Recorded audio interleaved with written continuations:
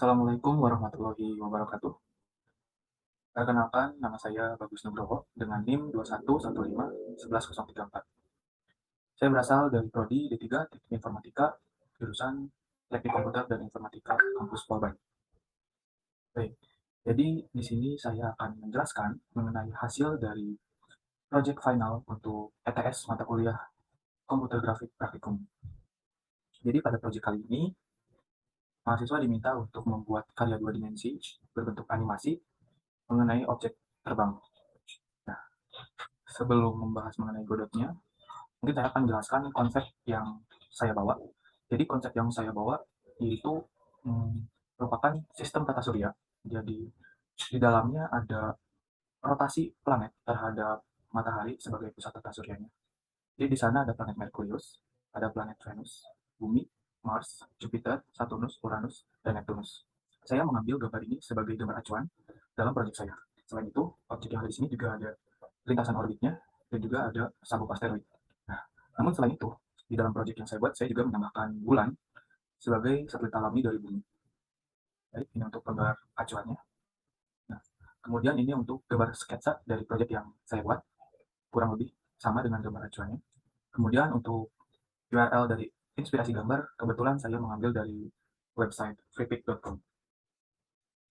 Baik, kita lanjut ke demo.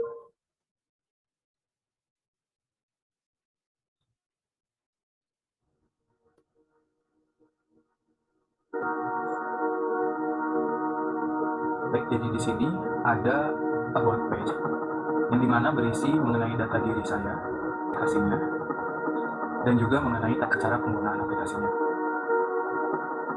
Kebetulan untuk aplikasi ini, itu merupakan aplikasi animasi mengenai orbit dalam tata ini, di mana terdapat matahari sebagai titik pusat perputaran orbit semua planet, dan juga terdapat planet-planet yang mengelilingi matahari sesuai dengan orbitnya.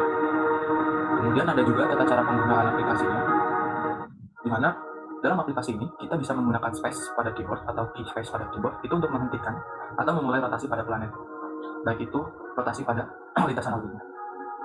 Kemudian kita bisa menggunakan angka 1, angka 2, dan angka 3 yang ada pada keyboard untuk melihat perubahan kecepatan dari perputaran planet pada lintasan orbitnya. Dan yang terakhir, kita bisa menggunakan R, baik itu R besar atau R kecil, itu untuk mereverse perputaran planet terhadap matahari. Baik, ini untuk about face. Kita masuk ke polanya. Baik, nah mungkin di sini ini merupakan matahari sini. Kemudian ada Merkurius, ada Venus, Jupiter, Saturnus, Uranus, bulan sebagai satelit dari bumi. Saya membagi 1, 2, 3, 4, ini intinya adalah orbit luar. 5, 6, 7. Nah, kemudian ada sabuk asteroid digambarkan karena kemasikan, makanya saya memilih untuk meniadakan. Baik, kita lanjut ke scene animasinya key pada keyboard. Kita lanjut ke animasi. Nah, baik, di sini semua planet akan berrotasi sesuai dengan lintasannya masing-masing, itu berotasinya terhadap matahari. Kecuali bulan. Bulan akan berotasi terhadap bumi. Dapat dilihat bahwa semuanya itu berputar mengelilingi matahari. Di sini terdapat beberapa objek yang dibuat dari basic bangun datar seperti ada lingkaran, kemudian ada elips, dan kemudian satu lagi ada bentuk segi banyak. Yang di sini matahari saya gunakan dua warna, oranye dan juga kuning, untuk membantu pencahayaan dalam matahari tersebut. Dan kemudian mataharinya juga saya rotasikan agar terlihat seperti bercahaya. Nah, mungkin di sini saya akan mencoba tombol-tombol yang sudah saya implementasikan di about page. Baik, di sini saya akan menekan angka 1 dan kita dapat ini akan berubah. Saya sudah menekan angka 1 dan speed level untuk rotasi setiap planetnya akan melambat.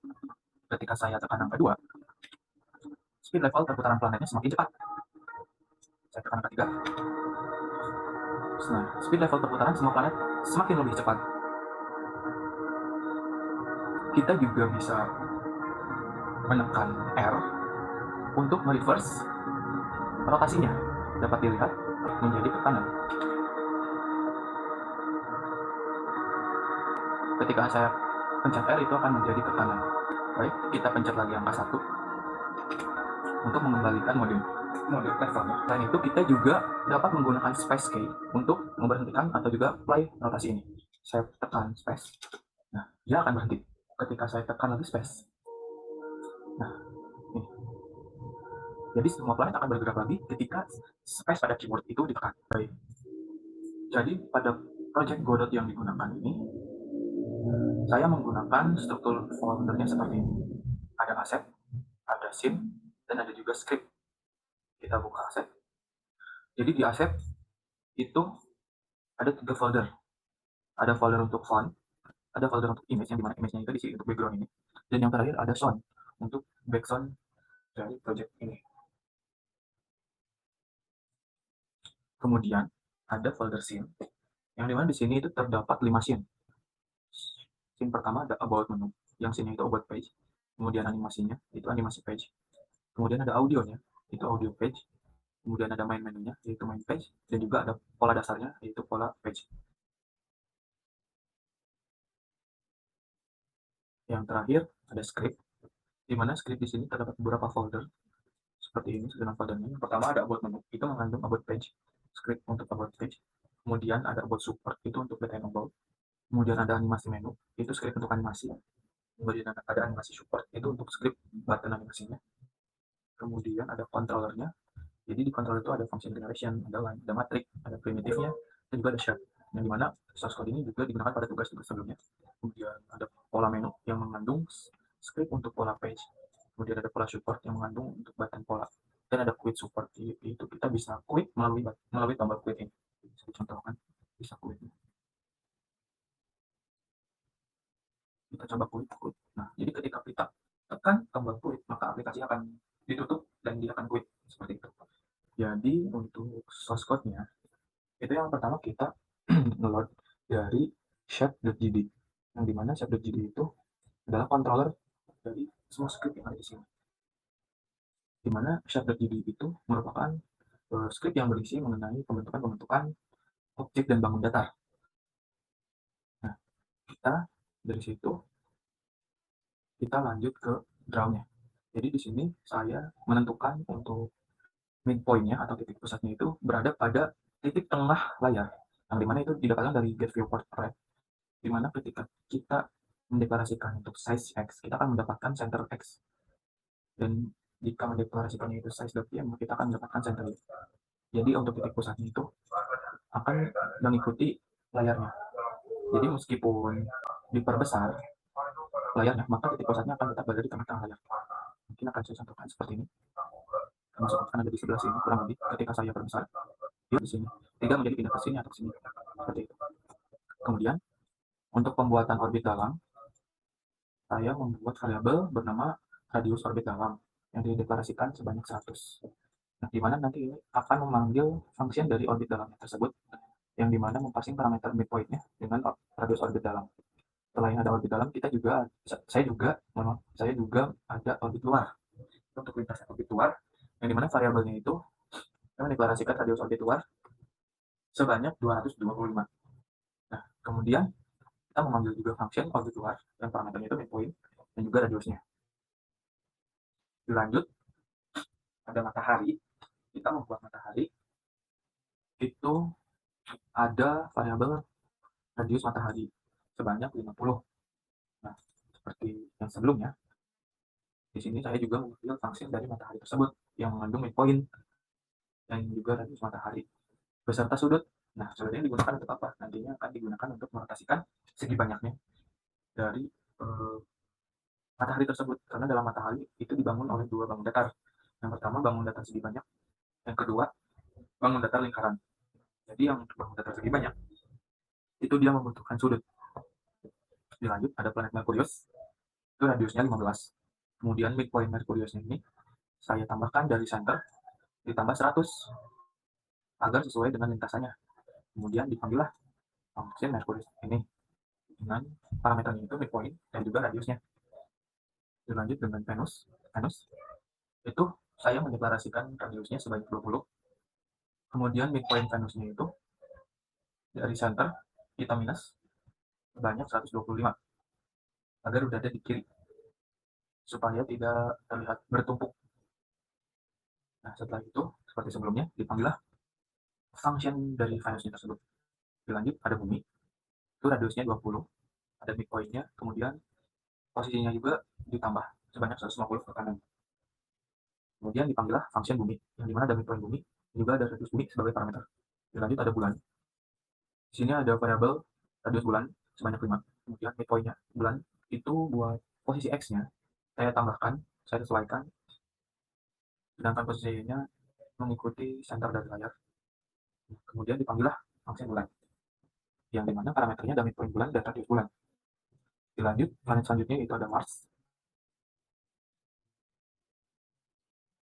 Ada Mars, variabel saya punya radius Mars sebanyak 21, kita punya midpoint-nya, dan kemudian seperti biasa dipanggillah Mars. Jupiter, di mana saya mendeklarasikan radiusnya sebanyak 25, kemudian mendeklarasikan midpoint X-nya ditambah 25, ditambah 20, ditambah 225. Kemudian dipanggil function Jupiter, yang dimana parameternya ada midpoint dan juga radiusnya. Kemudian ada Saturnus, yang dimana variabelnya ada radius Saturnus sebanyak 30, ada variabel midpoint, yang dimana midpoint X-nya itu di minus 225, minus 25 berarti sama dengan 200. Kemudian untuk Uranus, radiusnya 23, midpoint-nya itu ditambah 225, ditambah 25, ditambah lagi dengan 25. Kemudian yang terakhir, itu ada planet Neptunus. Radiusnya itu 23, variabel midpoint-nya itu center X-nya di minus 225, minus 25 lagi, minus 25 lagi, sama di minus 25 lagi. Nah, kemudian dipanggillah objek Neptunusnya atau fungsi Neptunusnya dengan parameternya itu midpoint Neptunus dan juga radius dari Neptunus. Nah, baik, ini untuk di pola PX, jadi ini pembentukan pola dasarnya adalah seperti ini. Kemudian kita lanjut ke shape.gd untuk melihat pembentukan objek yang sudah disebutkan sebelumnya. Nah, jadi di sini merupakan function untuk pembentukan matahari, di mana pada fungsi matahari itu menangkap parameter midpoint, menangkap radius, menangkap sudut. Nah, di sini saya mendeklarasikan radius untuk segi banyaknya, yaitu 10. Kemudian di sini kita memanggil segi banyak rotasi. Kenapa saya langsung melakukan rotasi? Karena nantinya function ini itu agar bisa digunakan di scene animasi juga. Nah, segi banyak rotasi ini merupakan function yang dimana dia itu membutuhkan parameter dari radius ditambah radius segi banyaknya berapa. Kemudian ini 10 merupakan banyak seginya. Kalau kita segi 5 berarti akan membentuk 5 segi, karena di sini 10 akan membentuk 10 segi. Kemudian ada midpoint-nya, ada sudut, dan juga ada warna. Maaf, ini ada tetanya. Tetanya saya set 0. Kemudian ada warna, ada sudut, dan ada midpoint-nya lagi. Gitu. Nah, di sini supaya segi banyaknya itu terlihat berwarna atau terisi warna, di sini saya lakukan perulangan. Selama radius segi banyaknya itu masih lebih dari sama dengan 5, maka radius segi banyaknya akan dikurangi 1. Kemudian diprima segi banyaknya sebanyak radius segi sebesar radius segi banyaknya. Jadi dia akan terus mengecil sampai radius segi banyaknya itu sama dengan minus 5. Itu untuk radius segi banyak. Untuk selanjutnya ada lingkaran. Jadi matahari itu kan pembentukannya dari lingkaran. Lingkaran itu membutuhkan midpoint X dan midpoint Y. Selain itu juga lingkaran membutuhkan radius dan juga warna. Nah, pada lingkaran juga sama. Di sini mataharinya saya warnai warna oranye itu dengan cara lakukan tulangan. Jadi semacam melakukan scaling pada lingkaran. Jadi dia akan terus mengecil, mengecil, mengecil sampai radiusnya itu sama dengan 0. Jadi dia akan terus tuh. Untuk selanjutnya ada function Mercurius. Ini kurang lebih sama dengan lingkaran pada matahari. Dia akan melakukan pembentukan lingkaran. Setelah itu akan melakukan scaling untuk ngeprint warna pada lingkarannya. Jadi lingkarannya tersebut tidak hanya berbentuk garis namun terisi warna juga. Untuk Venus kurang lebih sama, untuk Bumi juga kurang lebih sama, bulan juga sama, Mars sama, Jupiter sama.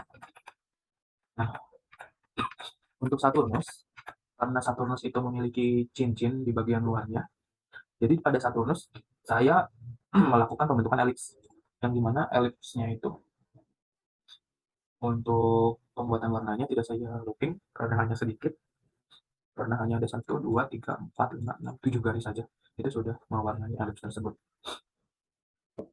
Nah, untuk melakukan agar elipsnya itu terlihat membelakangi planet, maka saya timpa elips atas, bagian atas dengan setengah lingkaran, yang dimana fungsi setengah lingkaran tersebut sudah saya definisikan sebelumnya.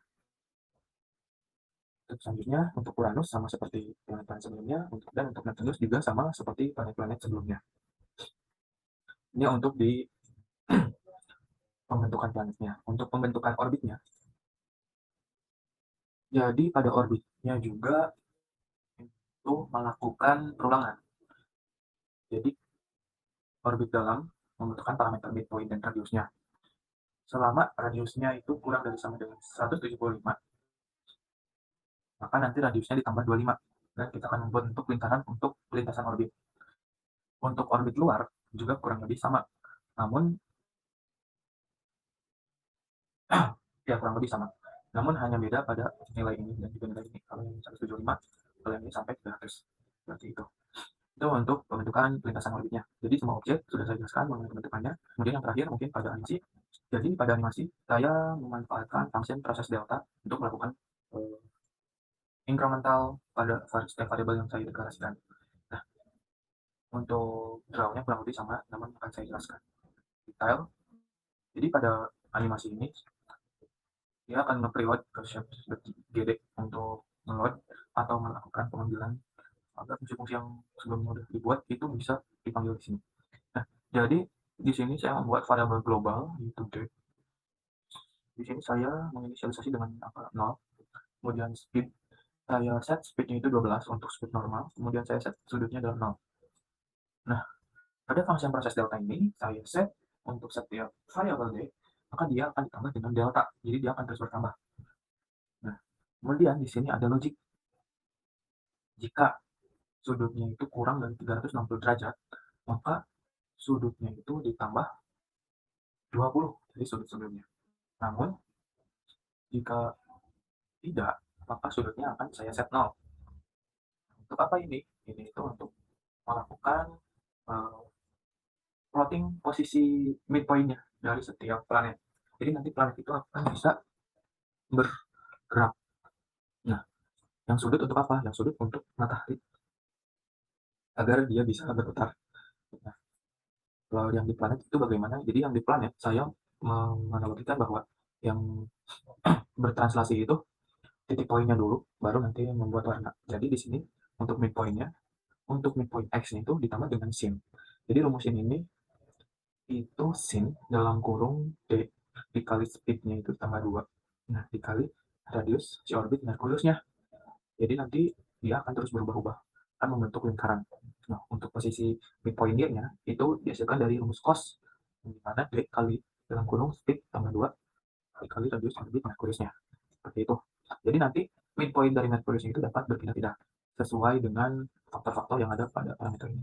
Sesuai dengan d, variabel d-nya, sesuai dengan speednya berapa, dan sesuai dengan radius orbit dari Merkuriusnya. Untuk Venus kurang lebih sama, hanya saja saya membedakan di sininya, ada yang 2, ada yang 1, ada yang 5, ada yang minus 1, ada yang minus 3, yang minus 5, ada yang minus 7, ada yang minus 10. Nah, kenapa kayak gitu? Karena tiap planet itu pergerakan mengelilingi orbit buminya beda-beda. Jadi saya mencoba untuk mensimulasikan agar terlihat seperti pada aslinya. Seperti itu. Nah, mungkin untuk planet yang lainnya kurang lebih sama.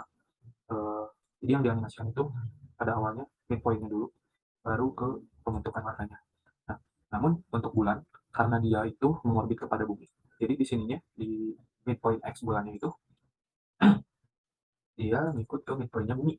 Jadi dia akan berotasi terhadap bumi. Dan juga speednya saya set 5 lebih cepat dari bumi. Karena supaya terlihat seperti aslinya. Jadi untuk bulan mengikuti orbit bumi. Nah, selain adanya animasi-animasi ini, saya juga sudah menerapkan interaktif animasi dengan menggunakan function input event. Nah, di sini ada beberapa, ada stop, ada speed 1, speed 2, speed 3, dan reverse.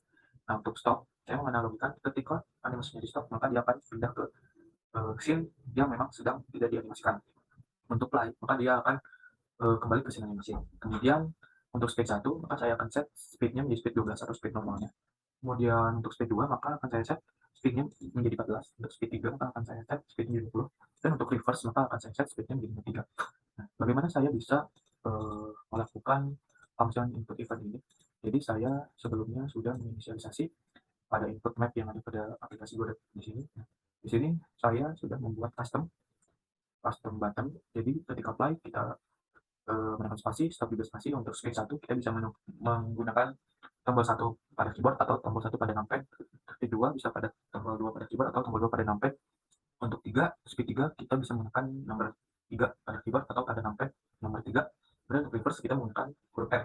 Itu untuk tombol fisiknya. Jadi kurang lebih hasil dari proyek yang telah saya garap adalah seperti ini. Dan alhamdulillah sudah memenuhi semua kriteria yang diharuskan dalam pengumpulannya. Nah, mungkin itu saja yang dapat saya sampaikan. Mohon maaf apabila ada kekurangan.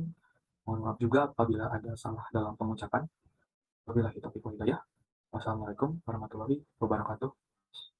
Saya Bagus Nugroho, izin pamit.